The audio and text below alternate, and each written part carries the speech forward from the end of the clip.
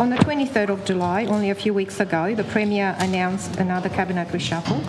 In the process, two critical portfolios were allocated to new ministers. I'm talking, Mr. Speaker, about the housing portfolio and the community services portfolio. Housing and community services are extremely important in addressing critical issues for community members impacted by the housing shortage and the cost of living. Having worked in recent years in a community services organisation myself, I can only imagine how my previous colleagues in the sector have felt about the news they had yet another new minister. The fact that these two important portfolios, community services and housing, were shuffled onto new ministers at a time when everyone is talking about cost of living and lack of accommodation is a clear indication to me that the Premier did not grasp how important it is to offer stability and continuity at times of uncertainty. The government has quite often talked about the importance of support services, but unfortunately I do not believe they have quite understood how community services organisations work so closely hand in hand with housing organisations. Often one organisation delivers in both areas. Mr. Speaker, community services acquired a new minister. Community organisations that receive funding from the state government to deliver support services such as financial counselling, emergency support, food relief, assisting victims of domestic violence, youth issues, and who applied for grants or connected with the previous minister on important issues are now waiting for an answer, which is probably today extremely frustrated. They will have to wait until the new minister may find time to familiarise with their issues, understand the priorities of the sector and the complex problems they are dealing with. This week is Homelessness Week, and yes, we are talking about people who do not have a roof over their head, but what the government and the new Community Services Minister need to recognise is that this is not simply a bricks and mortar issue. Many of the community service organisations funded by the state government are working very hard to prevent people falling through the cracks and becoming homeless, or are helping people out of shelters and into permanent housing, ensuring they are able to build the necessary resilience to maintain a roof over their head. It was disappointing and very telling to see the new minister failing to recognise the importance of this week and how homelessness is at the centre of the activity for many community organisations that she is expected to engage with. Mr. Speaker, I will help the Minister here, as it appears that her advisers may not necessarily have the knowledge. Homelessness is not just housing, it is about the many essential services that support people impacted by homelessness or at risk of becoming homeless. Minister, you know the people living in tents around the cities, including in your own hometown in Launceston, where here's the fact. They are actually receiving support services from organisations that fall under your new portfolio.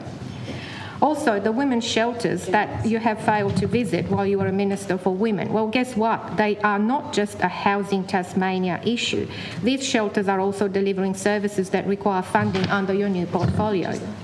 Mr. Speaker, I believe the Premier has failed to understand how crucial community services are. The last thing these services need is new ministers. Mr. Speaker, I do not think I would be wrong in saying that in reshuffling his cabinet, the Premier probably spent more time in setting up the new portfolio of a Minister for Stadia and Events than spending time considering the adequacy of appointing new ministers to the community services and housing portfolios.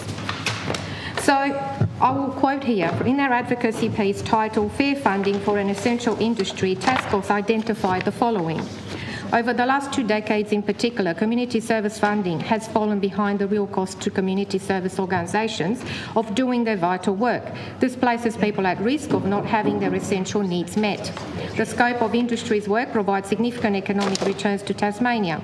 It is part of one of the largest and fastest growing industries in the state, employing just over 15% of Tasmania's total workforce and contributing 13.1% of Tasmania's gross state product in 2021. On the 11th of July this year, a Senate committee looking at cost of living pressures heard from a number of Tasmanian charities. Foodbank Tasmania's Stuart Clutterbuck told the Senate committee examining increasing financial pressures facing Australians that there was a quote here, massive gap between supply and demand of meals. The shortfall in Tasmania is around 10.5 million meals, a rough number, Mr. Clutterbuck said. I will repeat that, Mr. Speaker, a shortfall of around 10.5 million meals. A University of Tasmania survey last year found more than half of Tasmanian households had experienced some level of food insecurity in the month before the survey. Minister, here's another sobering fact from UTAS. In their Island of Ideas public talk series held in March this year, they identified that hidden behind Tasmania's gourmet foodie image are some horrific contrasts. Recent studies report that 1 in 2 Tasmanians are food insecure. This means half of our community struggles to source enough healthy food. 1 in 5 households are regularly skipping meals and going hungry, and this figure has nearly tripled since May 2021. So let that sink in. Many families struggle to put food on the table. While Tasmania produces world-class edibles, we are simultaneously producing some of Australia's worst health outcomes. Why is this? What would it take to put food on the table for all Tasmanians? Mr. Speaker, unfortunately, a great economy does not necessarily mean automatically improved outcomes for those on struggle street. More money does not necessarily resolve the fundamental issues, social issues in our community. What brings positive change is good policy and a desire to effectively improve things, not just talk about improving things. It requires a real passion from our leaders to learn about what is going on and not hide away behind political spin. Now, I know the Premier has repeatedly said that he and his government can walk and chew gum at the same time. I would caution, though, the new minister against attempting to walk, chew gum and hand out Yes Stadium stickers all at the same time, as potentially doing everything at once may cause a trip hazard.